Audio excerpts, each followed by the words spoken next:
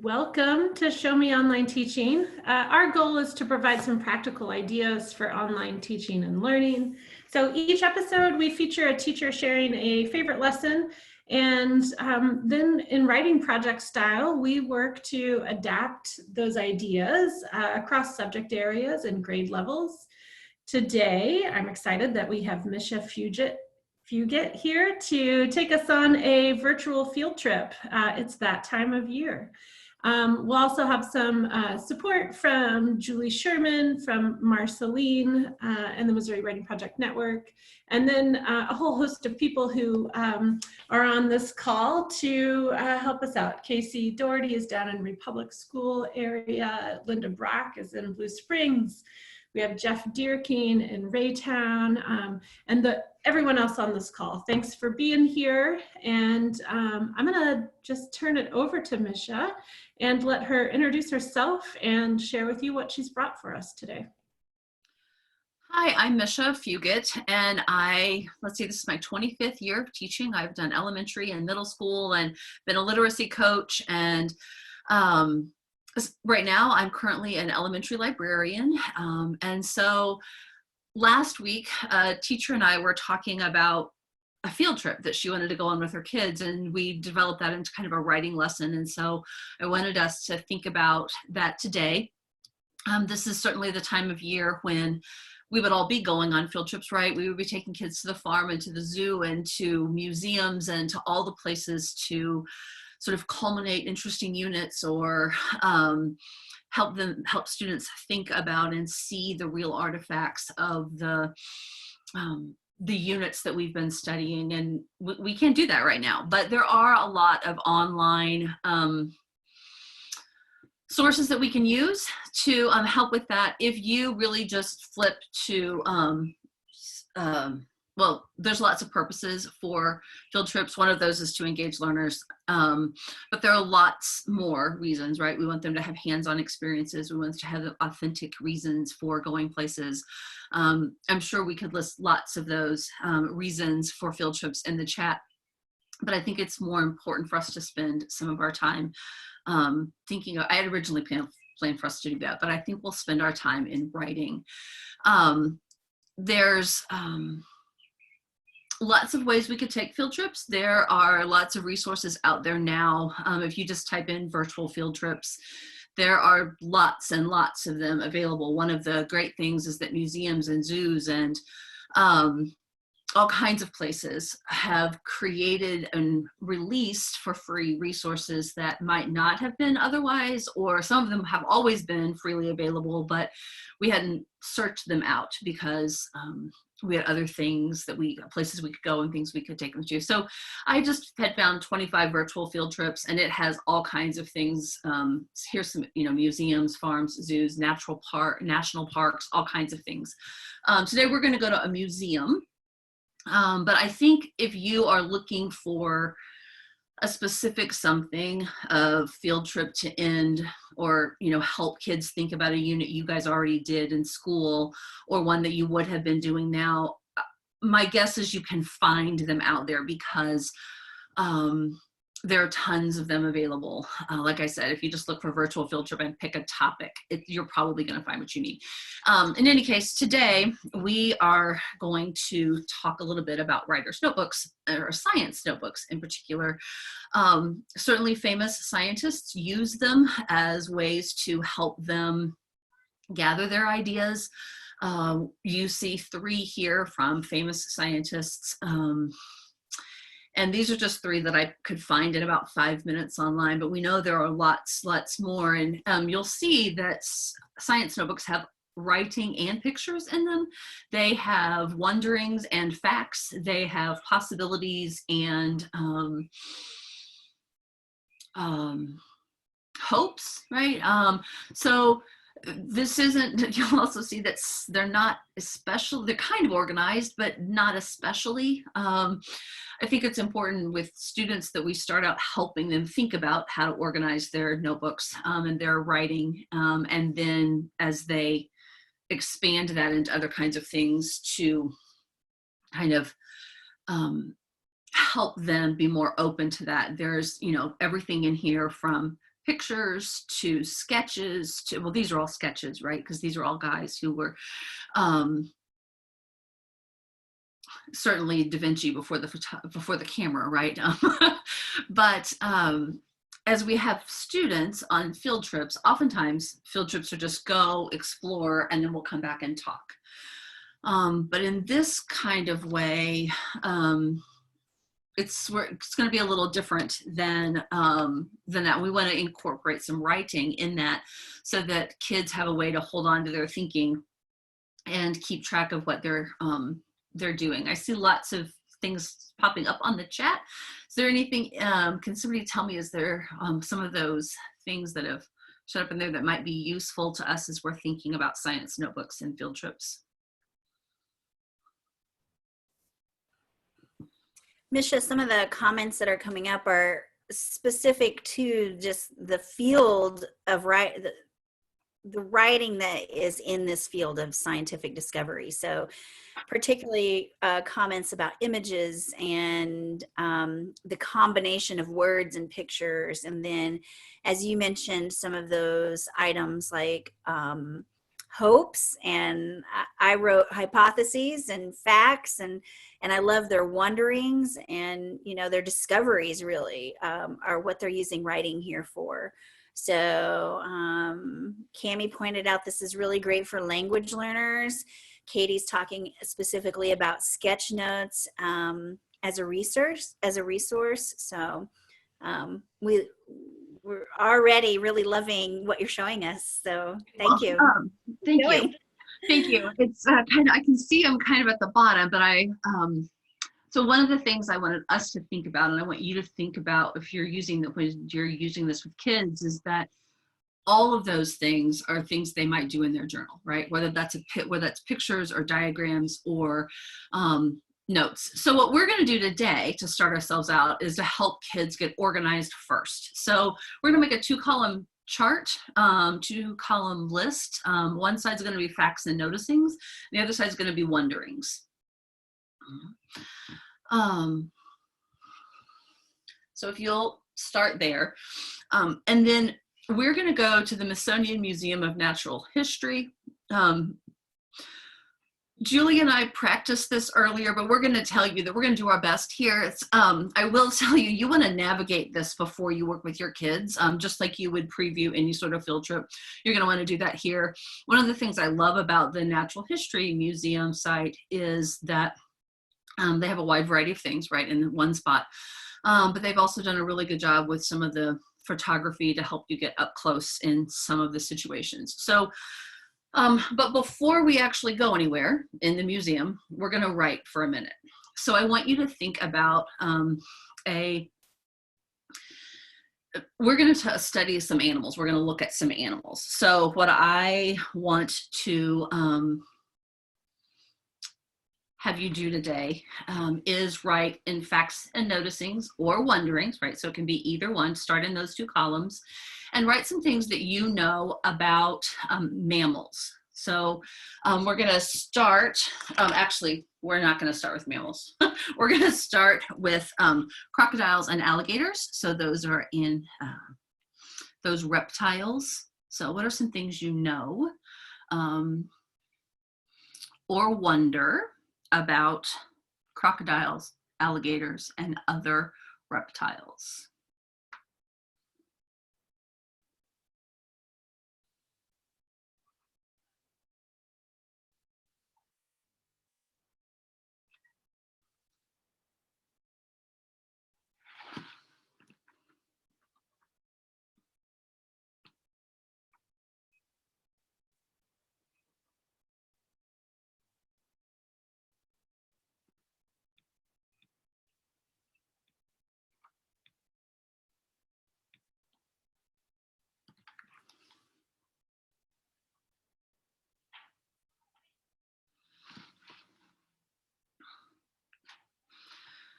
So you've had about 30 seconds to write. I'm going to give you about another 15 seconds to write any thoughts or wonderings about reptiles.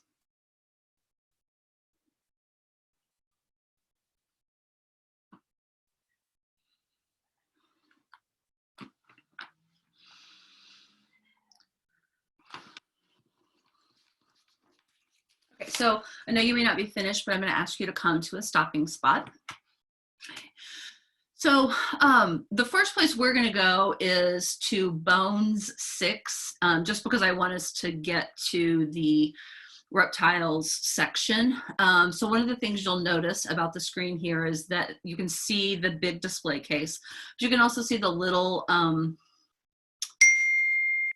cameras on there's 3 little cameras. If you click on those, then you get up close pictures. So before we do that, I'm just going to ask you to write down anything you notice. These are there's an alligator on the wall, the big long one, and that's a crocodile on the ground.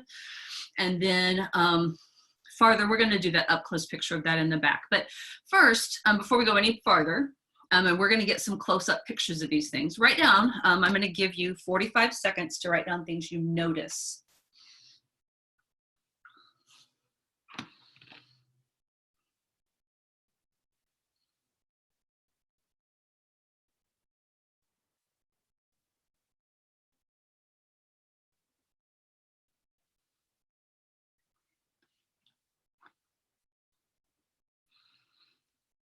So you have about 10 seconds left to write down things you notice before we zoom in and look at some closer pictures. Okay, Julie, why don't we click on that first one on the left? We'll just sort of like read across the page. So this is an up close picture of a alligator skull. So first, I want you to write down, we're just going to write down noticings and wonderings from this. So we're not going to rely on our background knowledge, things other people have or we've learned in other places. But as many things as you notice or things that you wonder about this. So Julie's going to kind of go in and out. She's going to move around a little bit as we do this, knowing that you're going to have a minute to a minute and a half to look at this section.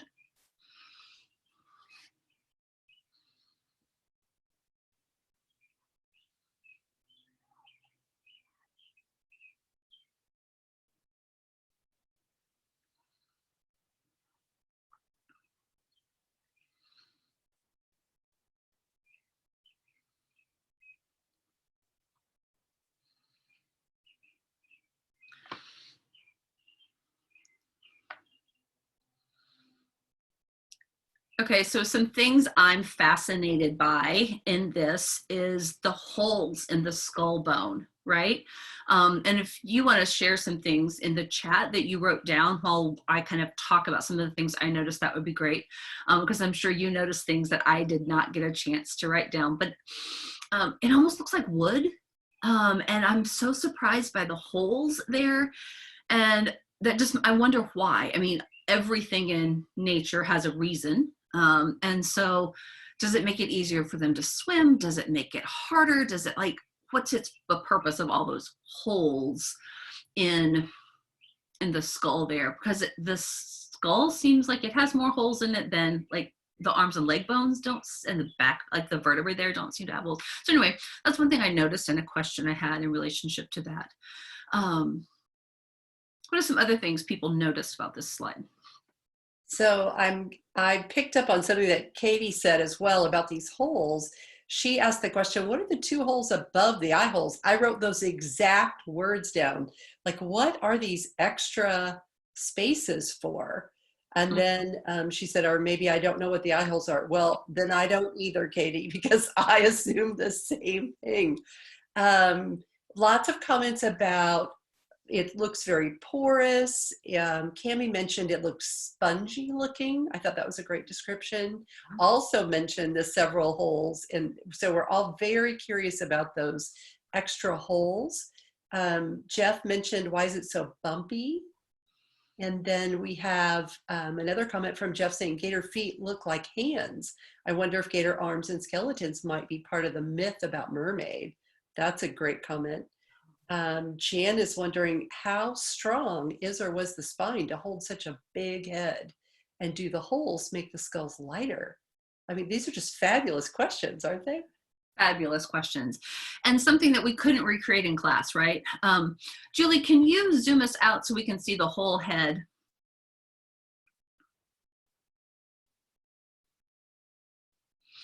So one of the things I'm intrigued by is the shape, right? Like it's got the round nose and the wide, but that it widens out kind of like an arrowhead or a spear, like a shield almost. I don't know. Kind of intrigued by all of that. Just sort of fascinated by the shape. And I had not noticed the hand, right? I had just focused on the skull. So I was glad that somebody pointed that out. I'm not exactly sure who, though. I think that was Jeff, but okay. So Julie, if you'll take us back out of there and then go to the next, oh, I'm sorry. Go to the next slide over. This is a crocodile. And this is a crocodile skull. So if you'll, again, in your noticings and wonderings, write down what you see, what you think.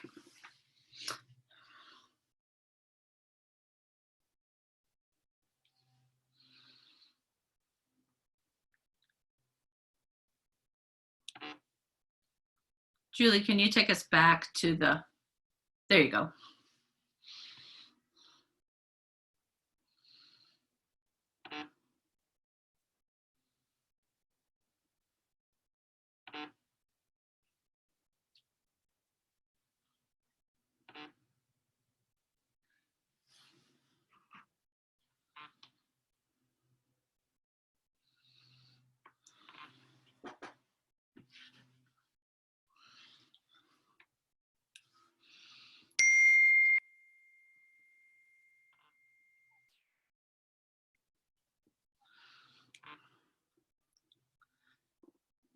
So I know this isn't enough time, but you're only going to have about 15 more seconds to make noticings.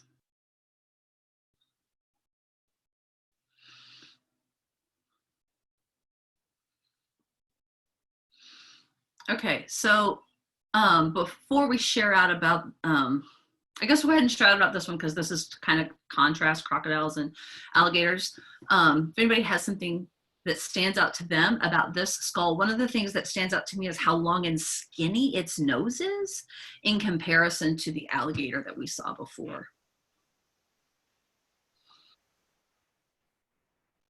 That's what several people are saying in our chat, Misha, are just how long the bill or the beak, kind of, somebody mentioned earlier, I think it's already gone on my chat, but somebody mentioned it's like a bird head almost, but with teeth.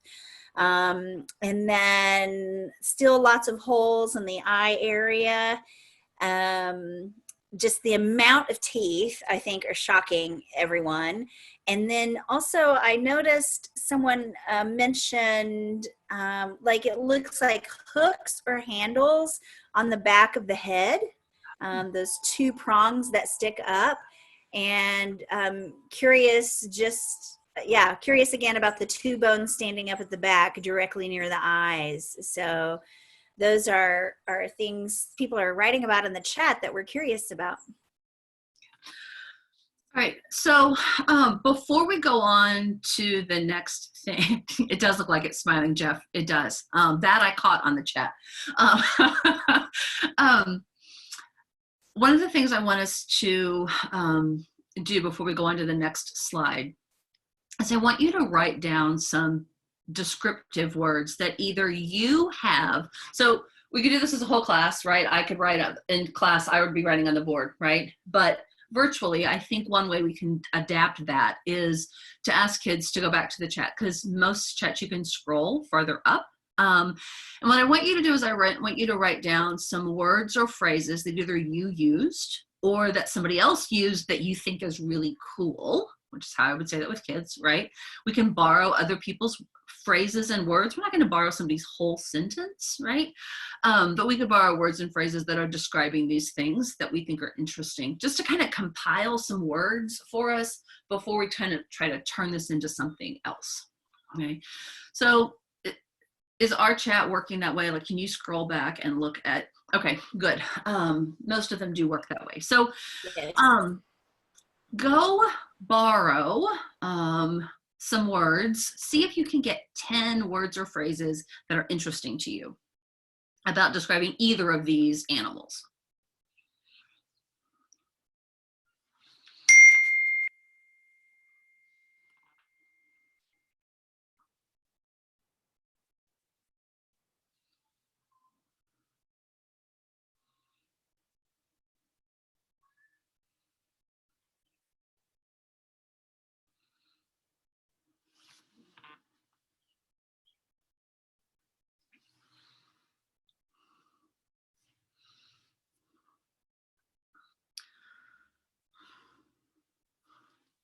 haven't done a very good job of keeping track of the time this round. But I think looking at the clock in general, I'm going to move us on. I know you probably haven't had enough time, but I'm looking at the clock, and instead of looking at any of these other samples, what I want us to do is look at some mentor text. So Julie, I think that's in the PowerPoint. Yeah, okay. So I took this page from a book called Deadliest, 20 Dangerous Animals by Steve Jenkins. He's one of my favorite nonfiction writers for kids. And so I'm just going to read this page aloud, and for us to kind of think about this as mentor text, that kids could create something kind of like this based off of their museum experiences. Okay, so here's what it says. Ocean-going predator. The saltwater crocodile is the largest reptile in the world. It is also one of the most dangerous. This man-eater has attacked the boats of sailors in the open sea hundreds of miles from land. So that's what it says up in the top. And then the little circle says, the saltwater crocodile is one of the largest predators on Earth. The saltwater crocodile can weigh as much as 1,500 pounds. I love the diagram up in the right-hand corner, the upper right-hand corner, where on every page of this book, it compares the animal to a human. So this is a 6-foot male, like a 6-foot human person, compared to how big the animal is. So sometimes on other pages, it's like the size of a hand in comparison. But this crocodile can be 19.5 feet long, and then it lives in rivers and lakes and oceans in Southeast Asia and Australia. So let's talk for just a minute about things you notice about this mentor text. Either its structure, the writing, so either its form or structure. Content, what do you notice? Well, I'm noticing, and I'll just start talking while people are writing, the images, and I'm particularly in love with that comparison to the human. Mm-hmm. I think that comparison says more to me than even the words say, and I already was scared by the words, and I'm definitely scared by the picture if I come in contact. Some other people have mentioned that the picture is the most important. The image is very large. It's organized with visuals so that we read recursively. Great point, Jan. The text is minimal. We're seeing bold font and that little inset map in the lower corner. The colors and features across the text. Gray box means something, red header means something. That's a cool point as people pick up on that. And that would be interesting to talk to kids, like if they noticed a pattern as you go through the pages.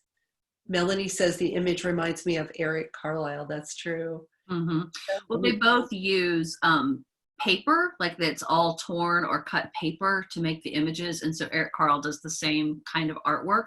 So I can see why that would help us feel similar. So in our last few minutes, what we would do is then take our notes from our field trip and write something like this. But I'm going to ask Katie, she's sort of in charge of our time. Do you want us to spend time doing that, or do you want us to move to questions and answers? Where do you think we need to go, Katie?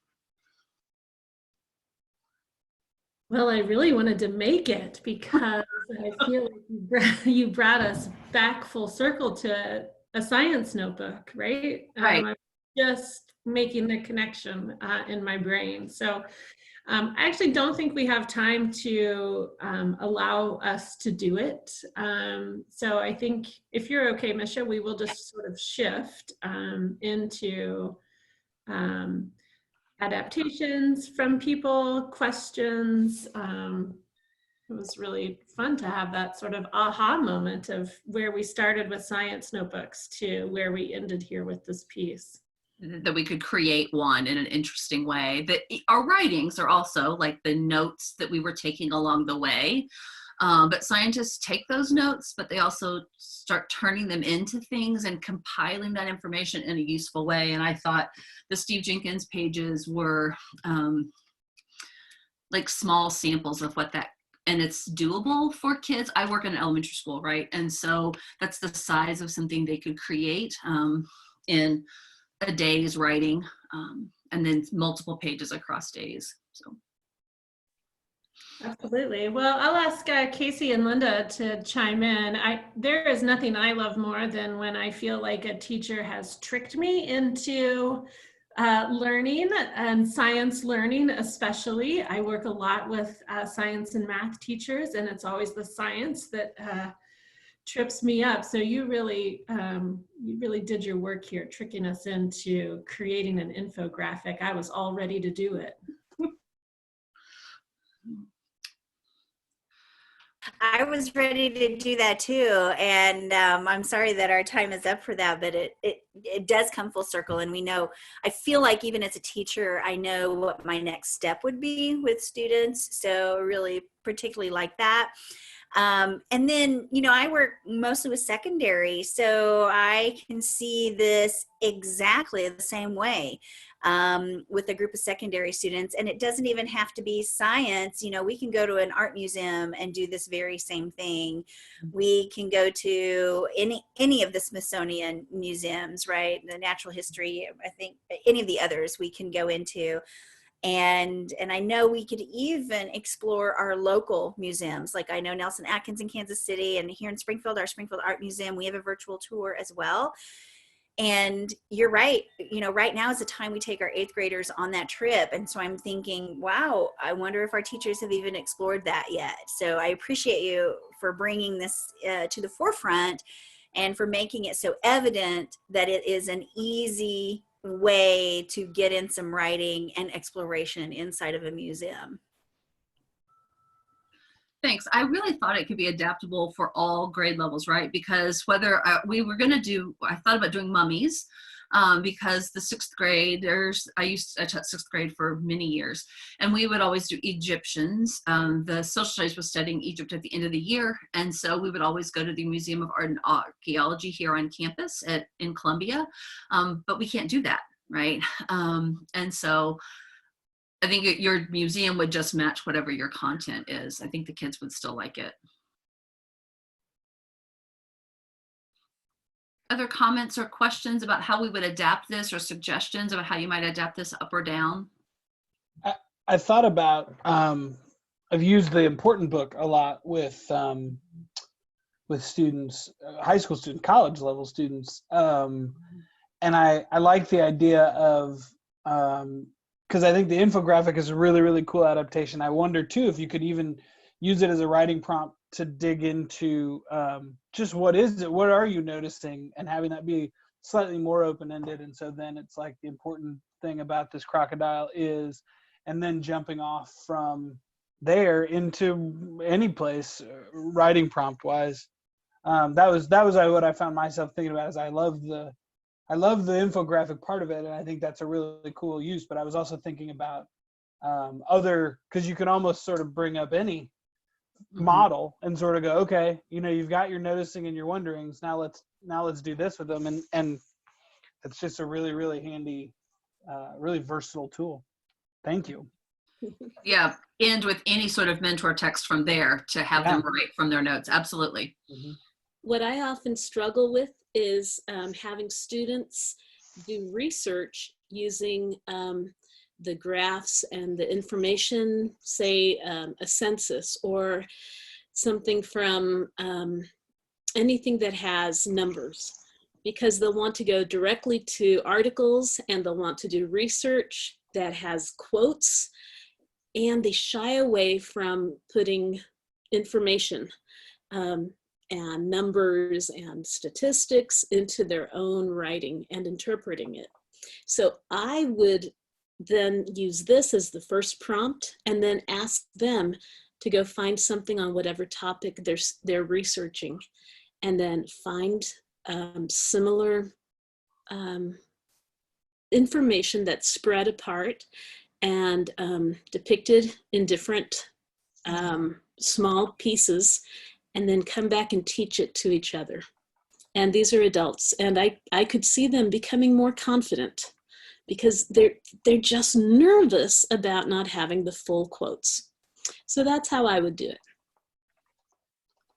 Very cool. Thank all of you for sharing some different adaptations. We've been thinking here at Show Me Online Teaching, as we get ready as teachers to prepare to say goodbye to our students this semester in an online way. I'm just thinking about how awesome this is, Misha, to provide a closing activity that really will engage students, right? You can tell a kid to go visit the Natural History Museum's website. That's not going to be nearly as much fun as going with your class, right? With your students and going with them on a virtual field trip. So this is just a really brilliant way, I think, to think about ending the school year with students in a really positive, engaging way. So I really appreciate that. Thank you.